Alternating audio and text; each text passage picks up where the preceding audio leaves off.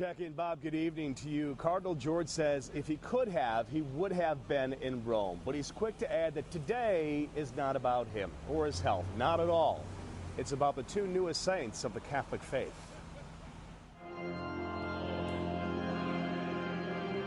Cardinal Francis George leading the Mass of Thanksgiving for the canonization of Popes John the 23rd and John Paul II. Looking frail and with trembling voice at times, the Cardinal mustered the strength to lead this very special Mass. His homily touching on these two new saints and their common bond of Vatican II. The saints of all the ages, and especially today, Pope John the 23rd and Pope John Paul II.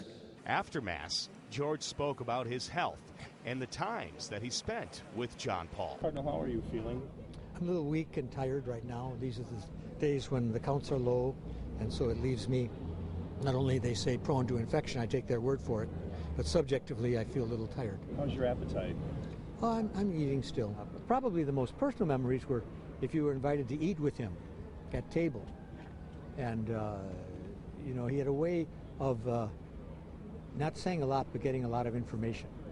He would ask questions, and then he would tease you. And for their part, the faithful talked about what a great day it is for the church and the special connection St. John Paul will always have with our city. Many of us were able to go to Grant Park and participate in the services, the Mass there. Right. He covered a lot of ground when he was here. He did.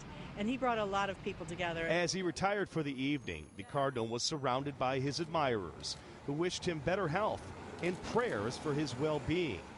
But for his part, it seems he preferred to talk more about sinners and saints and the afterlife for all believers. You give life to all things and make them holy. And not the mortality of one man who will soon step down as head of the third largest archdiocese in the United States.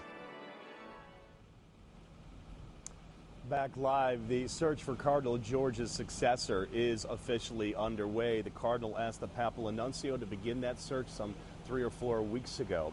And in terms of who will make that appointment, of course, that appointment will come from Pope Francis. Reporting live outside Holy Name Cathedral, Patrick Elwood, WGN News. Bob and Jackie, back to you.